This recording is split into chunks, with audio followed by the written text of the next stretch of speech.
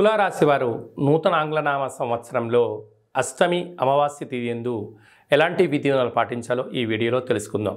తులారాశిలో ఏ నక్షత్రాలు వస్తాయనగా చిత్తా నక్షత్రంలోని 3వ పాదం, 4వ పాదం, స్వాతి నక్షత్రంలోని 4 పాదాలు, విశాఖ నక్షత్రంలోని 1, 2, 3 పాదములు కలిపితే తులారాశి. చాలామందికి పుట్టినటువంటి కాల సమయంలో డేట్ ఆఫ్ బర్త్లు లేనటువంటి ఏకైక కారణం చేత పేరు యొక్క మొదటి అక్షరాన్ని అనుసరిస్తూ ఆ రాశిని తెలుసుకునే ప్రయత్నం అవుతుంది. అవి ఏ అక్షరాలు ఒకసారి పరిశీలన చేద్దాం. రా, రీ, శ్రీ, రు, రే, రో, తా, తి, తు, తే అక్షరాల వారందరూ కూడా తులారాశి జాతకులే. తులారాశి యొక్క అధిపతి శుక్రుడు. వీరికి ధనావాకు కుటుంబ స్థానంలో బుధ శుక్ర సంచార స్థితి ఉండడం వలన ధనపరమైనటువంటి యోగము, వృత్తులలో, ఉద్యోగాల్లో, వ్యాపారాల్లో, నూతన పెట్టుబడుల్లో, బ్యాంక్ లోన్లు అందడము, గృహ భవన నిర్మాణ క్రయ విక్రయాల్లో అదృష్టవంతులు వీరి అని చెప్పడంలో ఏమాత్రము సందేహమే లేదు.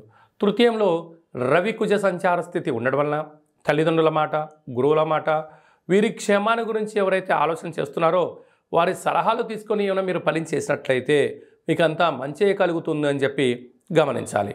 పంచమ స్థానంలో శనచర స్వామివారు స్వక్షేత్రకంగా ఉండడం వలన వృత్తులలో, ఉద్యోగాల్లో, వ్యాపారాల్లో అన్నింటా విజయం మీ సొంతం కాబోతుంది. అలాగనే తల్లిదండ్రుల నుంచి వచ్చేటువంటి ఆస్తులు కానీ, పిత్రాజీతం కానీ, ఉద్యోగం కానీ, గవర్నమెంట్ పరమైనటువంటి ధనం మీకు వచ్చే అవకాశాలు చాలా అధికంగా ఉన్నాయి. 6వ స్థానంలో రాహు సంచార స్థితి ఉండడం వలన దయచేసి అప్పులు ఇవ్వద్దు, అప్పులు పుచ్చుకోవద్దు. రెండిటి వలన రాబోయే కాలంలో గడ్డు కాలమే చవి చూసే పరిస్థితి చాలా అధికంగా ఉంది. 7వ స్థానంలో గురు సంచార స్థితి ఉండడం వలన వివాహ ప్రయత్నాలు కలిసి రావడం, విదేశాలకు వెళ్ళాలనే అదృష్టం మీకు సొంతం పట్టడం, సభల యందు, సమావేశాల యందు పాల్గొంటూ అద్భుతమైన జీవితానికి మీరే కేంద్ర బిందువు అవుతారు అని చెప్పి గమనించాలి. అలాగా వ్యయంలో కేతు సంచార స్థితి ఉండడం వలన చిన్న చిన్న విషయాలకు ఆందోళన, ఎవరో ఏదో అనుకుంటున్నారు, నా యొక్క ప్రతి జీవితంలో వాళ్ళు నన్ను క్వశ్చన్ మార్క్ చేస్తున్నారు అని చెప్పి అనుకుంటున్నారు. కనుక మీ పని మీరు చేసుకుంటూ వెళ్ళండి. అది మంచిది అనిపిస్తే స్వీకరించండి, చెడు అనిపించింది మౌనంగా ఉండండి. రాబోయే కాలంలో శత్రువులను పెంచుకోకుండా ఉండే ప్రయత్నం చేయండి.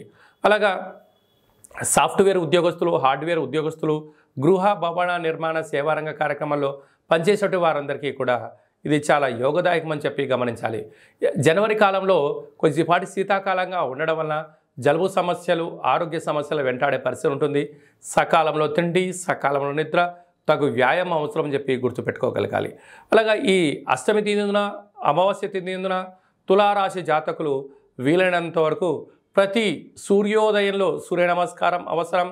కళవు వెంకటనాయక అన్నట్లుగా వెంకటేశ్వర స్వామికి తులసి మాలను సమర్పించడం, కాళభైరవ స్వామి వారికి కూష్మాణంలో దీపాన్ని పెట్టినట్లయితే ఐశ్వర్యానికి, ఆనందానికి స్వాగతం పలుకుతూ శత్రువులను నిరోధించే పరిస్థితి అధికంగా ఉంటుందని చెప్పి గమనించాలి.